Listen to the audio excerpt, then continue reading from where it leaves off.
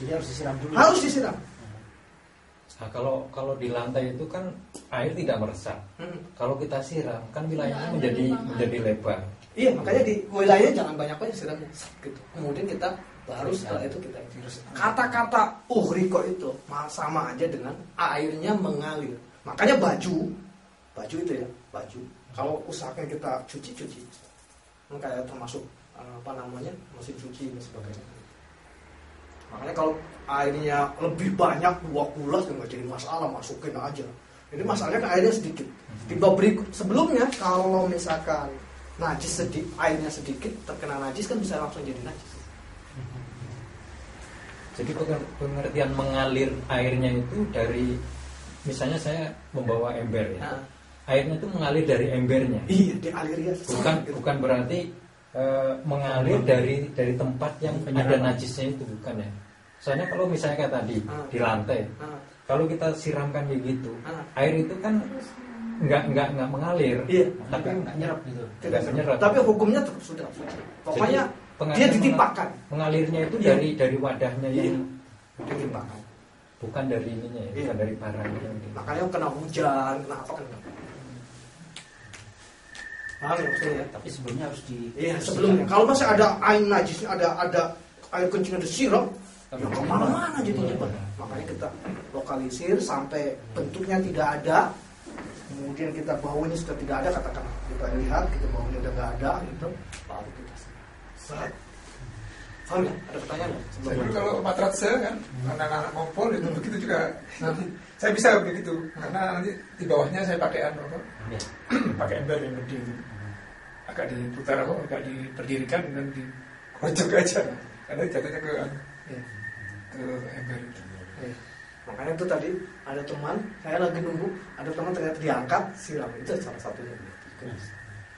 Kalau matrasnya itu kan menyerap di tengahnya kan. Si air kencingnya itu kan nggak cuma di permukaannya.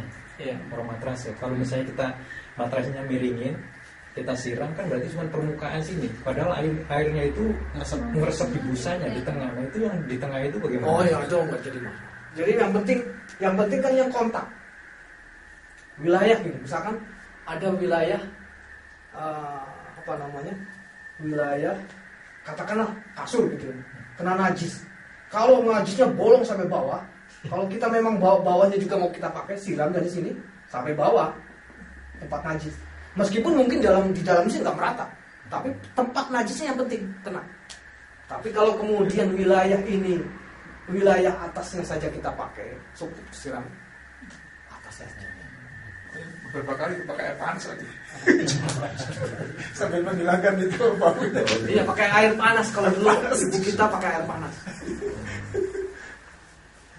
Air panas itu hukumnya kan kalau dipakai untuk wudhu makruh, untuk mandi makruh, tapi untuk buang najis hukumnya tidak menjadi masalah, tidak menjadi apa, asal tidak terkena badan. Paham ya, insyaallah ya. Ini ya. Ada pertanyaan enggak? Baik, kalau enggak ada. Ada. Monggo. Nah, itu yang latar belakang yang kencing di situ tuh. Sebetulnya dia itu memang mau menghina Islam atau gimana, kan dia tahu itu masjid, tapi kencing di tengahnya itu latar belakangnya apa gitu. Di sini Arabi itu tuh orang Badu, orang dusun, tidak tahu tempat kencingnya di mana. Jadi asal apa ya? Asal keluarin aja. Kebelet keluarin gitu sih. Iya. Saya pikir bukan masjid atau apa gitu, nggak jadi masalah ya. Dan mungkin udah muslim juga mungkin ya. Mungkin udah muslim, Udah bisa ya muslim. Sahabat ya. Iya. Ada di dalam Al-Quran juga ada itu. Qalatil a'rabu amanna ya. Ya, jadi a'rabu jadi juga al-busun gitu. Menyatakan itu. Tapi saya belum kebayang. Iya, Masjid pada zamannya Rasul itu apakah nggak ada batas-batas di dinding gitu atau bagaimana, Gus? Nah, itu paling nggak kan tahu gitu maksudnya. Sekarang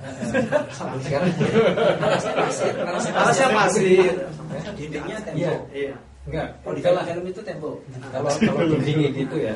Sekarang kan gini, misalnya kita bertamu ke rumah seseorang gitu kan. Rumah itu kan ada dinding-dinding pembatasnya gitu.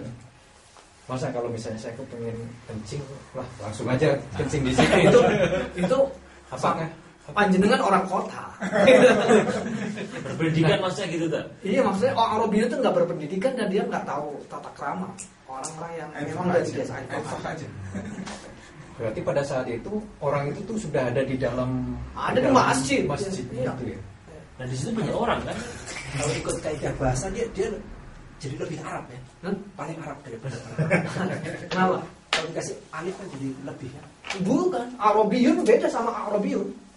Arabiyun orang Arab. Arabiyun itu orang desa. Yang kalau dalam kaidah bahasa Arab itu kalau kasih alif kan jadi lebih ya. Kayak kabir jadi akbar. Oh beda, kalimatnya beda. Enggak semua Beda. Af'alu itu nggak ada alifnya. Hasanun, ahsanu. Ahsanu. Iya nggak ada alifnya. Kalau ada alifnya bacanya bukan ahsanu jadi ihsanun. Enggak alifnya di depan menurut saya. Ya, tapi itu ada habis rohnya ada alif berarti. Oh. Menyatakan lebih. Hasanun kan gini. Oh, Ahsan. iya. Kalau dikasih alif gini, Ahsan. bukan bacaan ahsan tapi bacanya harus ihsan. Ihsan. Oh iya enggak ada alif. Kalau ahsanul hadis itu Iya, ahsanul hadis kan nggak ada alif. Jadi ahsanul gini kan. Ini bah. Istilah af'alu tafdil. Kalau dalam ilmu nahwu namanya af'alu tafdil. Itu babnya kalau di af'alu tafdil macam-macam tuh wazan. Kalau di kitab bagaimana metodenya dibahas 2 jam sendiri. Ada dalam. Jadi intinya itu orang-orang itu dia tahu tempat itu biasa untuk sholat tapi cuek aja. Ya, cuek aja. Oh gitu. Iya. Kayak misalkan orang Jerman itu kan, kalau kita orang Indonesia ada ada makan bersama kita, gimana? Wah jijik. Pernah tuh ada di pertemuan karena di sini lulusan dari Jerman, di pertemuan sama bupati sama gubernur waktu itu lagi ini makan siang. Kalau mungkin lulusan dari Jerman biasa udah Orang Indonesia tadi. iya orang Indonesia. Orang pada melihat semua. Kalau di sini kan nggak jadi masalah. Makan sambil ini kan serot nggak apa. Saya pikir wah ini orang nggak sopan banget. Nah itu semacam itu beda apa namanya? Beda kultur. bisa sebaliknya. Kalau di sini kegiatan itu Iya. malah ini nggak sopan. Nggak sopan. Hati-hati lagi. Di Indonesia kan biasa. Kultur gitu. Ini kulturnya enggak. Kita lanjutkan ya.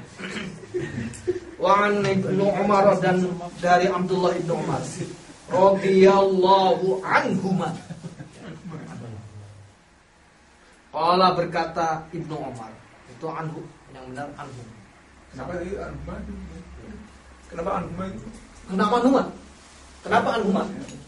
Dua-duanya. Anak bapak. Ada yang bisa ini jelaskan? Dua-duanya? Anak bapak itu sahabat Rasul. Anak bapak itu sahabat.